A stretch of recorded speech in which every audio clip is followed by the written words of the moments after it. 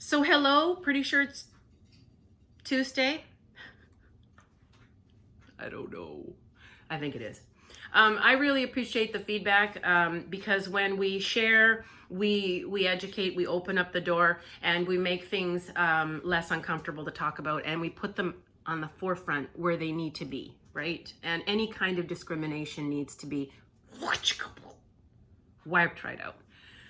So I do appreciate the support, and as does everybody who isn't straight and white. We all appreciate the support. So I said to you guys that I was going to share a ridiculous scenario with you guys occasionally, and I'll share this one. I'll share a couple.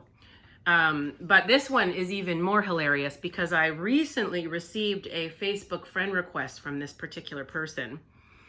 And this person, when I was a child, used to chase me around the neighborhood with wooden spoons yelling the N-word at me.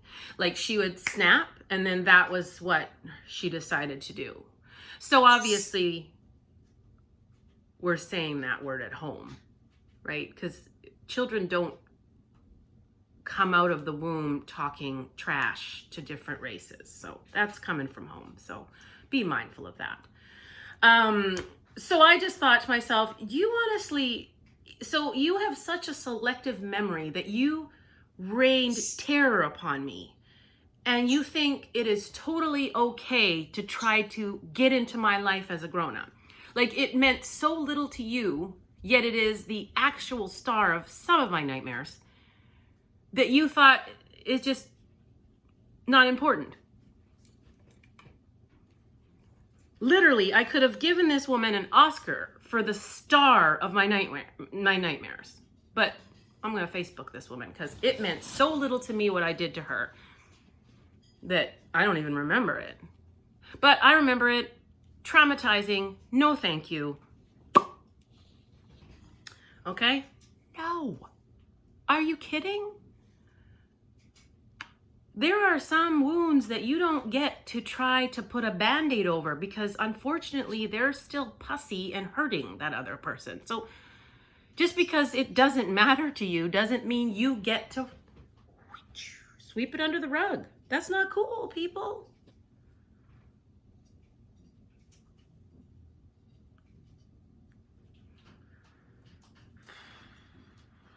Her mother also told me when I was on my way to kindergarten. So do the math on how old that is. Imagine this happening to your kindergartner, that I looked like I stuck my finger in a light socket because I had my hair. I cannot tell you how many times I begged God, Buddha, whoever the heck is out there to make me white in the morning with straight hair. I destroyed my hair trying to straighten it so much. I'm kind of rebelling against that as a grown-up. If I want to straighten it, it's my terms now. Ode to joy.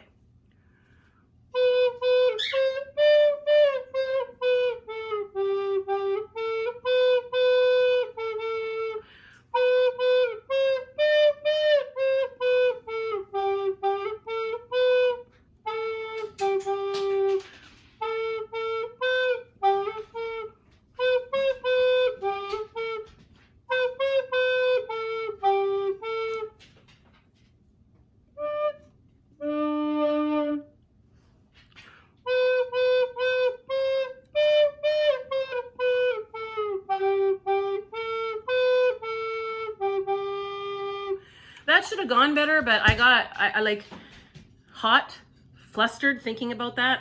Sorry about that. Whew. Can you imagine the nerve? I don't know who said this, but somebody said this, is you don't get to decide if you hurt somebody or not if they tell you that you did.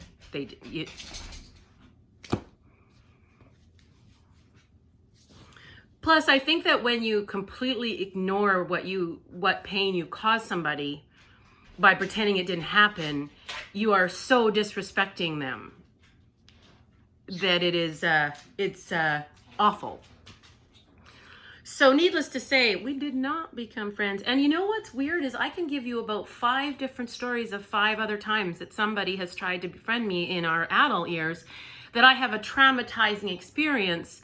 I went to a birthday party when I was about 8, and I already then knew, I could feel the racism in the room. I was like, at that point I knew it was coming. And you know, in the cute little kids' birthday parties, you all sat on the floor in the basement before you gave your presents. And we're all sitting on the floor. I've got my little party dress on, and the little girl that's having the birthday says, "This is the first time we've had an N-word in our house."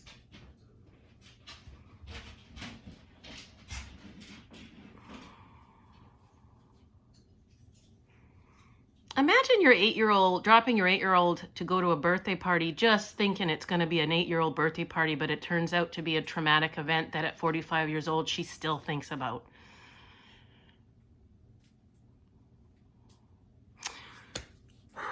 And you know, I work with kids. Kids aren't coming out of the womb with derogatory words and racist words and nasty sexist words and awful words. That's coming from the grown-ups in their lives. So I don't know. Maybe look inside your window. That's not coming from, they don't just come out like that. So I don't know. Like, obviously that word was used in her house because it was her 8th birthday or 9th, I can't remember, one of those two. And she's using that word to describe me. And she did try to Facebook friend me later in life. And I just, again, you may not have had a lead role in some of my nightmares, but you're like a good supporting actress somewhere. Made me nervous to go to birthday parties forever after that. Just nervous. Kids are supposed to be excited about being invited to birthday parties. They're not supposed to throw up for 400 years after that and worry that somebody's going to point that little fact out. Anyways, again, I share this with you only because sharing helps us educate each other. And I think that with what's going on in the world right now, and with the Cheeto with the ferret head running a particular country, I won't name any of them, that those kind of people are feeling like they can be that way again. Some old gross stuff is coming up.